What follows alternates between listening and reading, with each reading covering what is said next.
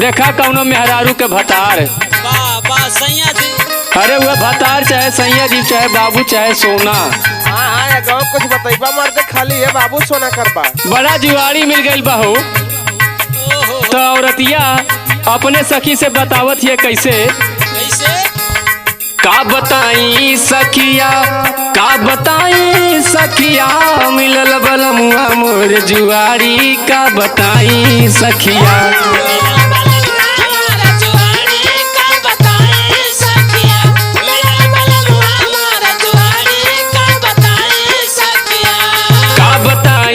सखिया का बताई सखिया मिलल बलमुआ मोर जुआड़ी का बताई सखिया।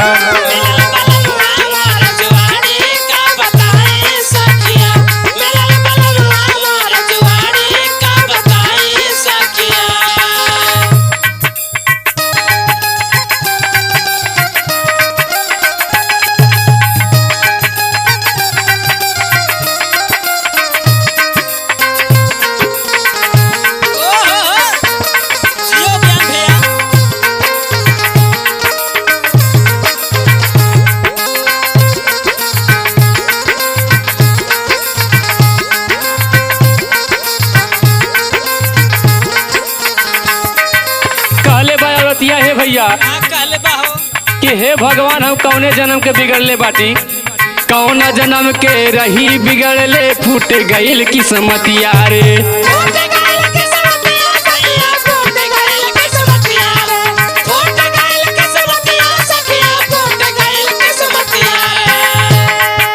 कैसे होई मोर बसेरा सोचिले दिन रतिया रे।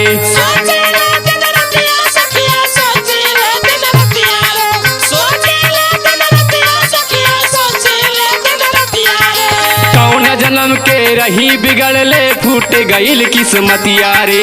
कैसे होई मोर बसेरा सोचिले दिन रतिया रे। करे कदर ना माई बाप के बूझल हमके अनारी कैसे आदत एक सुधारी का बताई सखिया।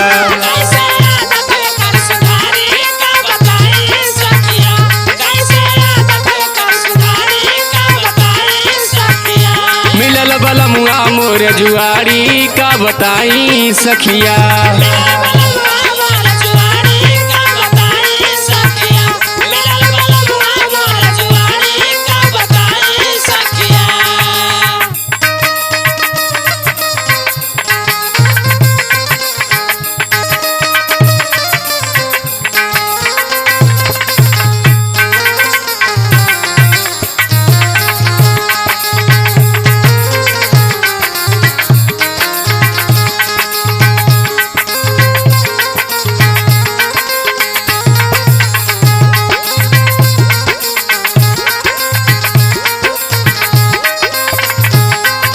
दिन भर ताश के पत्ता फेंटे बैठ के चीलम दागेला।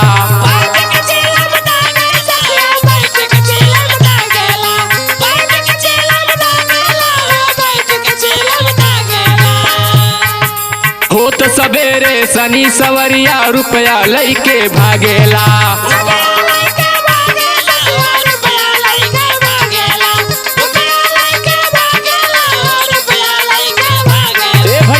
इतना ना कुल गहना गुड़िया लोटा थारी कुल बेच डाले है। आगे सुना दिन भर ताश के पत्ता फेंटे बैठ के चीलम दागेला।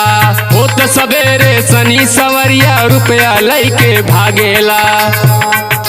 बेच देहले कुल गहना गुड़िया बेचले लोटा थारी करे बलवंत के घरे बेगारी का बताई सखिया।